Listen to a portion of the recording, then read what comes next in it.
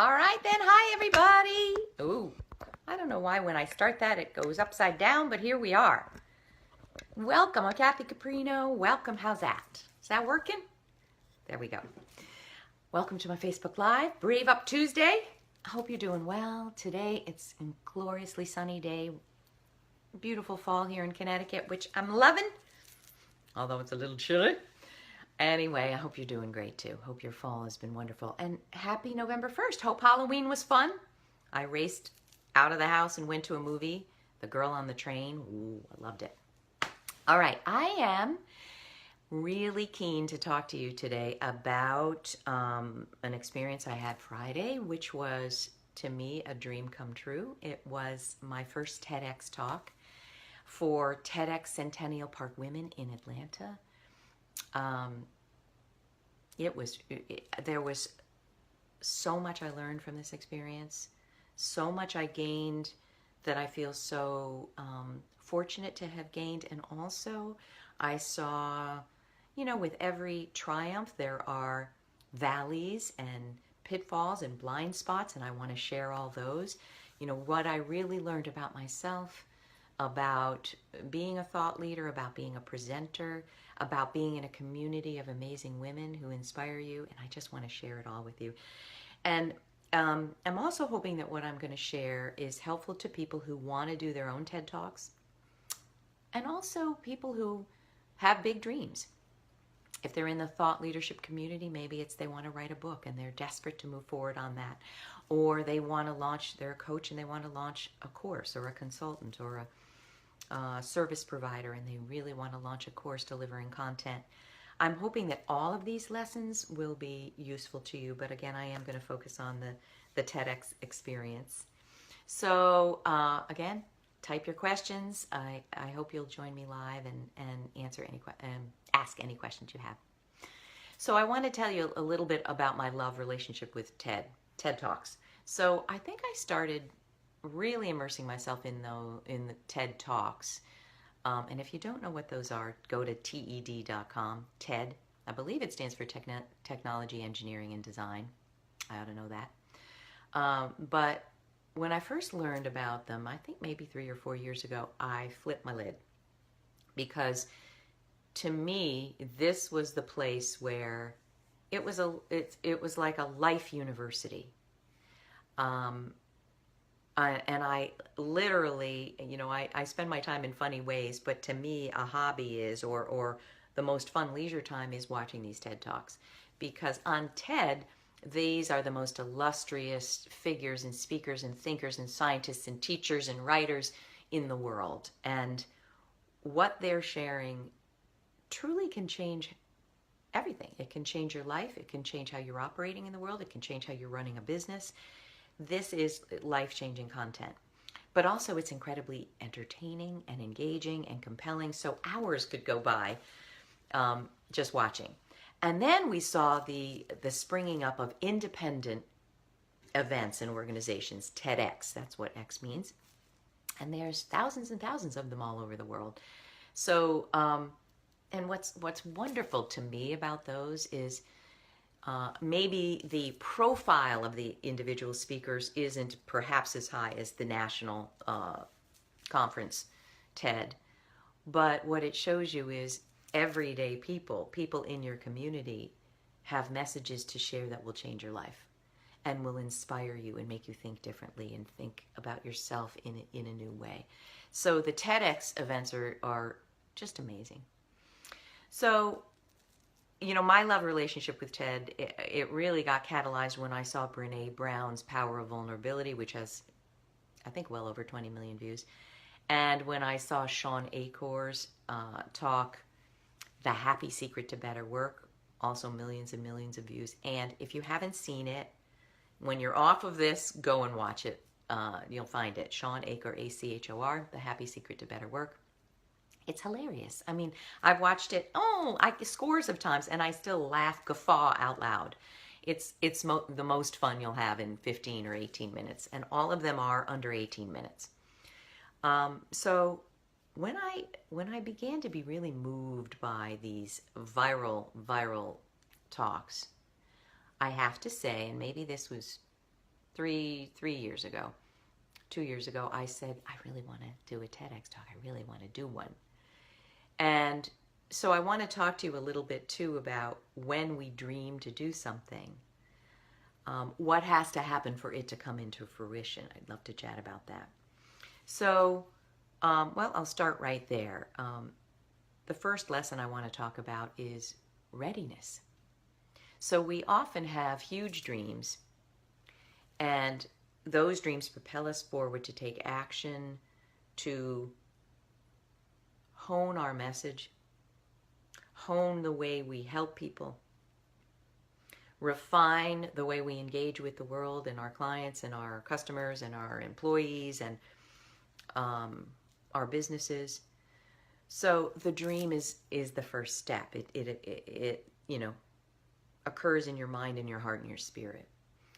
And then what has to happen if you actually want to achieve the dream are a few things. So let me talk about readiness. And I'm going to talk about thought leaders, coaches, anybody who wants to do a TED Talk. And again, I warn you, this just happened Friday, so it's all new and fresh. I'm sure that in a year when I look back, or maybe after I've done my second dream, I will have a lot of different thoughts. But this is my real raw experience coming to you. So the idea of readiness, I remember, I'm writing my second book now, and it's on Brave Up, the 10 critical ways to rise up, speak up, and stand up for yourself and change everything. And as many of us do, we send it out to agents, we talk to our publishing friends. And, one thing, before Brave Up came to me, I had another book idea, and an agent said, what publishers are looking for are incredibly fresh, new ways of saying something, of sharing something very impactful. And I remember thinking, well, this is fresh. This is new. This is my voice. But then I want to tell you, I went to see Gretchen Rubin speak at our library. I don't think I've mentioned this in other videos. And she was talking about her book that had just gone from hardcover to paperback, Better Than Before, about habits. Why is it that human beings find it so hard to sustain habits even when they're enjoyable? And there were 500 people there, it seemed. And there was just one thing that she talked about that changed the entire audience, and the audience exploded. And it was about the 4 styles in terms of the way we interact with expectation. Internal expectation, external expectation. She had 4 styles, and this had come out of her research. And I want to tell you, it was the most novel thing. I'd never thought about how I relate to expectations. And it was funny, and it was engaging, and it was eye-opening. And people were like, oh, I'm the obliger. And the obliger, I'm forgetting the names now, but some styles don't get along with other styles, so it was really funny because, oh no, I'm married to an obliger, and I'm a challenger or skeptic, or I forget the words. But everybody was so engaged with this. And I left there and I said, I get it. I see what is required. So if you want to write a book, if you want to do a course, if you want to do a TED Talk, what's really important, I feel now, is to find a way to look at the world that will help other people look at the world and say it in a way no one else is saying it. So how do we do this? I believe this. It's research. And I know people who go, ugh, I hate research. I'm never going to need to do research. I don't believe in research. Some of my, best and closest colleagues say this. Well, I don't agree with that, and I'll tell you why. Some of it is because I think I've always been a researcher. I've always wanted to understand why things are happening the way they are. Not just 28% say this, or 70% of women I studied, which is true, said they're having at least one of the 12 hidden crises I've uncovered, and on average they're saying they're facing at least 3 at the same time. So that's a fascinating statistic that I talked about in the TEDx talk. But what I want to know is why. And to do that, you need research. So today, we can do research in so many ways. We can do in-depth studies, in-depth interviews. We can do a case study, numerous case studies. We can do surveys. They're so easy. There's so many online platforms that allow you to do Typeform, SurveyMonkey. Oh my gosh, it goes on and on. But research is what, there are really no new ideas in the world, brand new, I think, except in science and research. Because we have to dig deep to understand how things are working and to see those mechanisms and processes in a different way and start speaking about them differently. That's what changes things. So I want to tell you, after I saw Gretchen Rubin speak on her styles towards expectations, for the next 6 months I said, but it started right after I saw her. I said, I want to understand what's happening in people's lives that I work with. So it's over 11,000 people now in 11 years. What's happening in their life that I'm seeing here with all the data and all the information that I'm working with. And what started to come to me was that people are different in terms of how they take action to a goal. What motivates them to take action, we're all very different. And then how we take action, we're very different. So I started to look at all the data I had in front of me, and then I started to develop some hypotheses. And what emerged over a 6-month period was that there are 6 dominant action styles in terms of what motivates us to take a goal and how we do it. Striver, seeker, pacer, researcher, challenger, and advocator. And I'm not going to go too much into it because it doesn't have so much to do with my TED Talk, but the point is that research began to unfold so much for me that was different that I could use with my clients. So helpful. And then I did a quiz, and I think 7,000 people have taken that, and I'm doing an ebook now, and it will definitely be in the next book I write on Braving Up. So why am I bringing this up? Because that research taught me some things. It taught me, number one, what is my deepest message? If I could only say one thing in the world, one thing, what would it be? And this is what I started to have to ask myself for this TED Talk.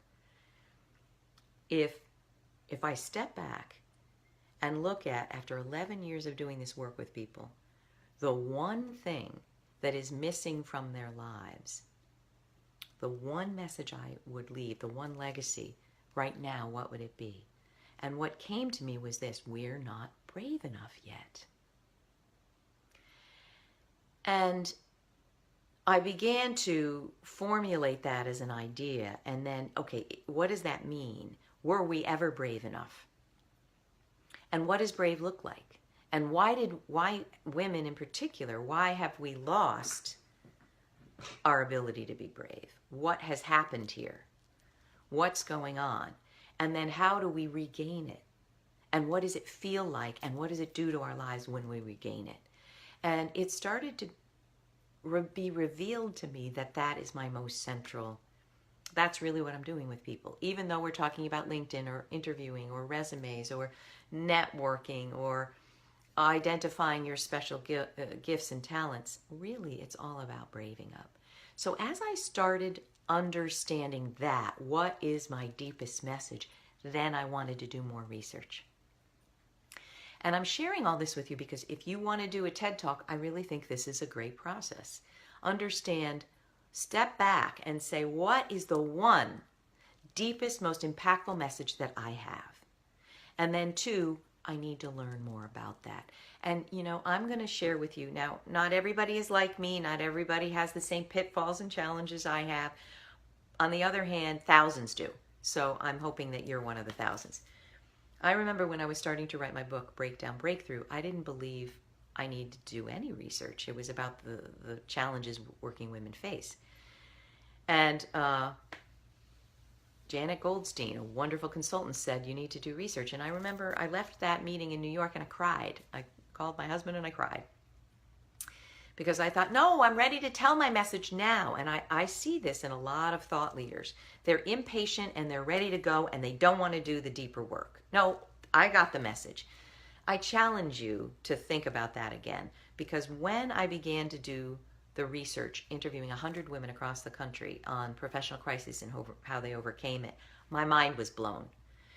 And I was just mentioning this to a course member in Atlanta that I met, one of my course members.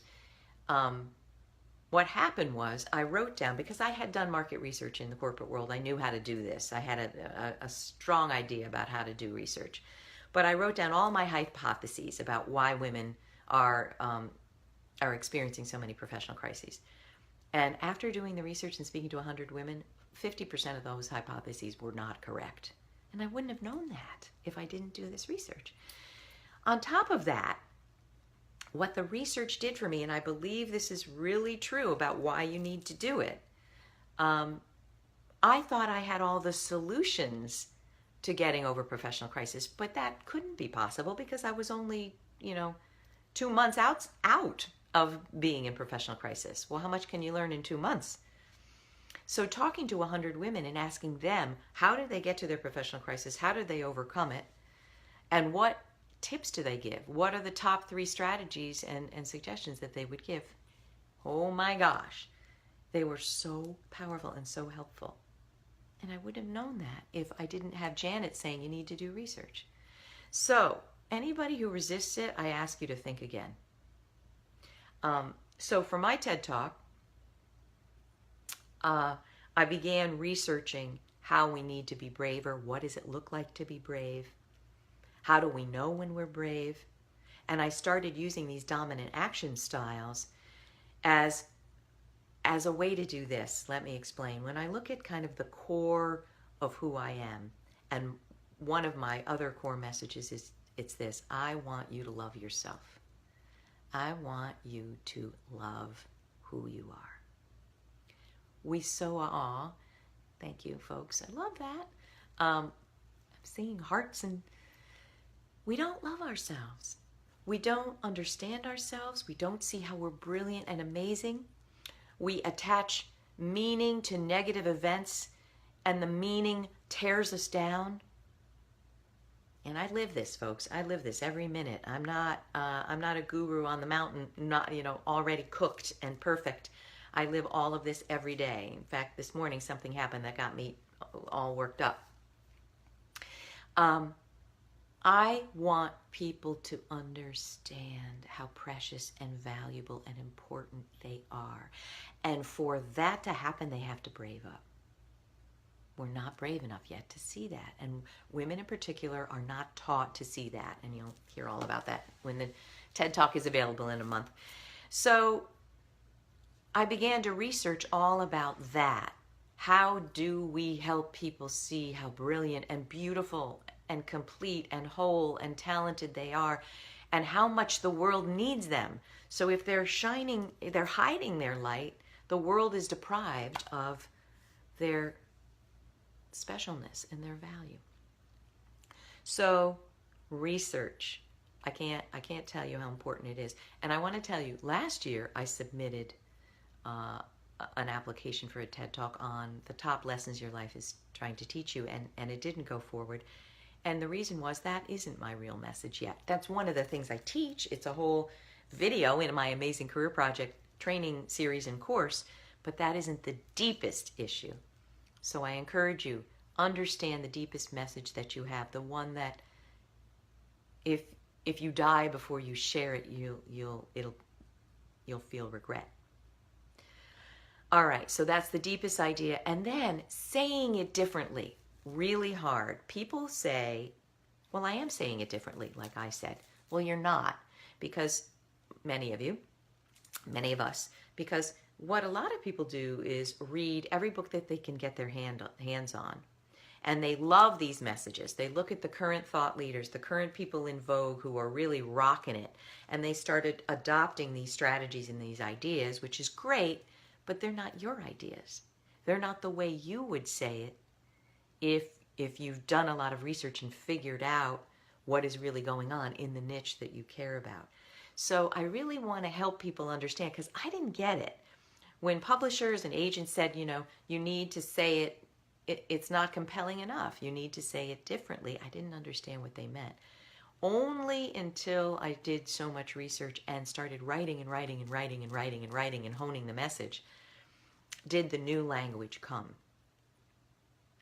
So you do need to find a way to say it in a way that no one else is saying it, with new language, new terminology, new categorization, right? That's what has to happen. So there's another piece to, and I'm talking all about this so you can begin to be ready for your TEDx experience or your TED Talk or your first big talk in front of 500 people, or your first video, right? I feel like all of those are going to be informed by this. The other incredible challenge, lesson I learned in doing this TEDx talk, is it had to be 12 minutes. You might as well have asked me to scale Mount Everest. It's so hard for me. Anybody who knows me knows this. I can talk for hours, but ask me to do something for 12 minutes, really hard. And I don't know if you're like me, but why it's hard is, to me, these messages are life-changing, but you need a little time to explain them. So, for instance, you could put a photo image in a quote, like I love to do, up on Facebook, and it can engage people, right? Or a lot of people. Or you can write a blog post. For instance, one of mine is going viral right now on LinkedIn. The 5 regrets of midlife professionals, and it's based on research. It's based on 11 years of working with mid-career professionals. So you can do a post, and that's a little longer than a photo image and a quote. And a post hopefully can change people's lives, but harder because it's short. Or you could write a book that's longer, and that can change people's lives. But 12 minutes is really hard. So what I want to ask you to do, or challenge you to do, if you want to do a TED Talk, if you want to, messages are coming through. If you want to prepare yourself to be the thought leader you really, really want to be, what I'd ask you to do is practice doing it in 12 minutes. 12 minutes. So hard. So what goes into creating a talk in 12 minutes? Well, there's a TED Talk on how to craft a story. Nancy Duarte, I think that's how you pronounce it. Duarte, Nancy, look it up, TED Talk. And she's a presentation guru. And she's analyzed some of the most famous talks of our time. Oh, it's so fascinating. And she looks at what's going on, from Martin Luther King to Steve Jobs. And so there are certain elements, but some of the key elements are these. It's important to present an image of a vision of the world that you want to create through this message. It's so important to share where we are today and where we're going. Where we are today and where we see the world going, or the niche that you're talking about. For me, it's professional women. So the challenges and then where we see it going. I'm sorry, I have to keep hitting my screen because I'm getting a lot of texts. So that's element number 1. You also have to, I think, set up the challenge in a way that people can relate to.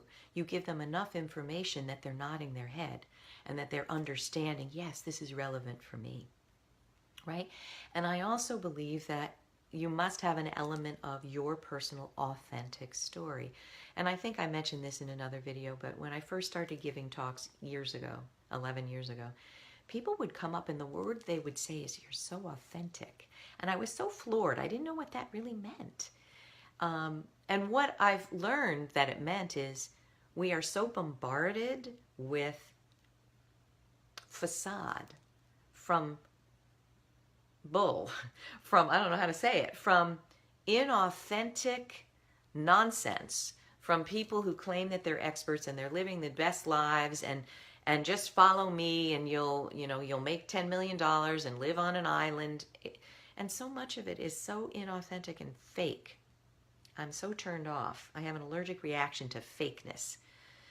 But a lot of us in either thought leadership or in coaching and consulting don't want to share with people some of the raw challenges of their life, because they think people won't come to me, people won't pay me if they know I'm struggling with this, that, and the other thing. I don't believe that. I believe that what engages people is being deeply authentic, sharing the rawness of it, right? That's what, look at the top people in our world who we look up to. Most of them, and most of the TED Talks that have gone viral, there's an authenticity there that you engage with and resonate with.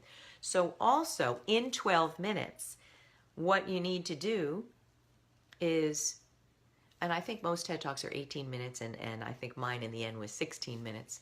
You need to share authentically some piece of your story that makes people say, wow, this person is living my world. I really understand this person. And I really want to listen because she and I have something in common, something really important. So all of that has to be happening in your 15 minutes. So begin to practice it. Understand what is your biggest message that has the biggest impact in your mind. What's the thing you want to leave behind? Then research it so that you have different language and a different way to talk about it and a different way to engage with it. And you have different strategies to offer than 5,000 other gurus in that field. Become an expert in that, right? And then begin to practice it. And I want to say one more thing. Visualizing it, here's a lesson I've really learned. Actually visualizing in your mind with every sense that you have, with your sense of smell, with your sight, with hearing, visualize you doing it. And I visualize myself on a stage at a podium for this TED Talk. And in some ways it was really similar, in some ways it wasn't, but the visualization allows, it kind of marshals all your internal and external resources. And it, without you knowing, unconsciously, it clears the pathway to get to this big event, this big dream. Visualize it. There's a book that I love, Shakti Gawain, Gawain, Creative Visualization. I feel like that's the mother of how to do creative visualization. Get that book, tiny little, you can read it in a day, tiny little paperback, Shakti Gawain. I have visualized some of the biggest things that have come to pass in my life. My book, having a great relationship, starting a business, do it. All right. So what am I going to say the top lessons have been for me for this TED Talk? That crafting my message in 15 minutes was so hard, and now I'm going to know how to do it better. But that was the hardest challenge and the biggest lesson.